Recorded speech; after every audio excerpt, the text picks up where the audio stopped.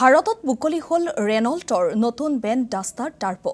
সৰুসজাইস্থিত Guwahati city Renault শ্ব'ৰুমত বাহন মুকলি। নতুন বাহনখনৰ মূল্য হৈছে 10.49 লাখ টকা। 2026 31 মাৰ্চলৈকে আৰ-পাছ প্ৰি বুকিঙৰ জৰিয়তে 10.29 লাখত উপলব্ধ হ'ব বাহনখন। শক্তিশালী হাইব্ৰিড বুকিতেই লাভ কৰিছে ব্যতিক্ৰমী সঁহাৰি। 2026 চনৰ আবণ্টনৰ সম্পূৰ্ণ বিক্ৰী নতুন ডাষ্টাৰখন 5টা বিশেষ আকৰ্ষণীয় ৰূপত আগবঢ়োৱা হৈছে। অথেণ্টিক ইভলিউশ্যন টেকনো আৰু আইকনিক মডেলত উপলব্ধ হ'ব বাহনখন।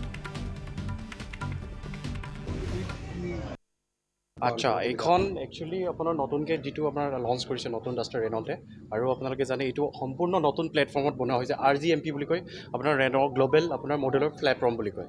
ঠিক আছে, আগৰ যিটো ডাষ্টাৰতকৈ আপোনাৰ সেইটো অলপ চেঞ্জ কৰিছে। ইয়াতে চেচিছ চব আপোনাৰ ইচ এণ্ড এভৰিথিং চেঞ্জ কৰা আছে।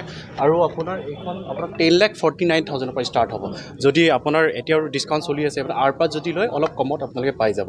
30,000 মানত তেনেকৈ আপোনাৰ বেনিফিট হ'ব আপোনালোকৰ। ফিচাৰ্ছ কি আছে আগৰখনতকৈ আপোনাৰ ইয়াতে বহুতখিনি আপোনাৰ চেঞ্জ আছে। এইখন আপোনাৰ ধৰক এইখন ক'ব গ'লেতো আপোনাৰ ইয়াতে যিটো টৰ্ক হয় 280 Nm টৰ্ক পাব। ঠিক আছে, 163 আপোনাৰ PSI আছে। এইটো বেঞ্চ ইন এ ছেগমেণ্ট হয় আপোনাৰ। বেঞ্চ ইন এ ছেগমেণ্ট, এইটো ছেগমেণ্টত আপোনাৰ কাৰো ইমান পাৱাৰ নাই।